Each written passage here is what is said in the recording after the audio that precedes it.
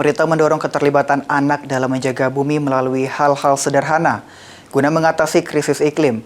Dalam festival yang bertajuk Aku, Kamu, Kita Adalah Bumi di Jakarta, Sabtu 22 November, Menteri Perlindungan Anak dan Pemberdayaan Perempuan Arifah Fauzi bersama Deputi Bidang Koordinasi Peningkatan Kualitas Keluarga dan Kependudukan Kemenko PMK Woro Sri Hastuti meyakini anak dapat menjadi agen perubahan dalam mengatasi krisis iklim.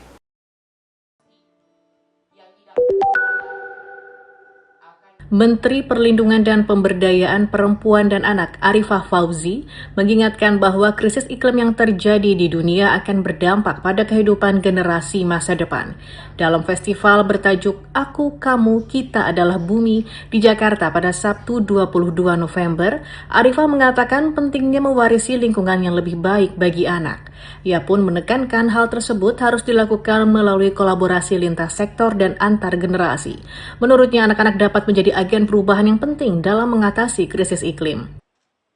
Siapapun kita yang berada di bumi ini harus menjaga bumi kita dan mengajak anak-anak untuk memulai dari diri sendiri bagaimana menjaga bumi, menjaga lingkungan kita, dan setelah itu berupaya untuk mengajak kawan-kawannya untuk bersama-sama semangat menjaga bumi ini.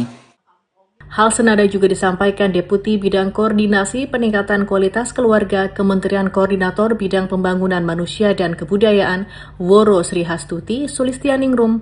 Ia menyebut anak harus dilibatkan dalam upaya-upaya mengatasi krisis iklim melalui hal-hal sederhana. Pada saat terjadi perubahan iklim yang berdampak, yang terdampak itu adalah anak-anak. Namun tadi sudah disampaikan bahwa anak-anak tidak hanya terdampak, tapi bisa memberi dampak. Nah, inilah kemudian bagaimana kita ingin mengajak anak-anak untuk bisa lebih aktif di dalam upaya-upaya, apakah itu melindungi buminya melalui gerakan-gerakan atau kegiatan-kegiatan yang paling dekat dengan mereka.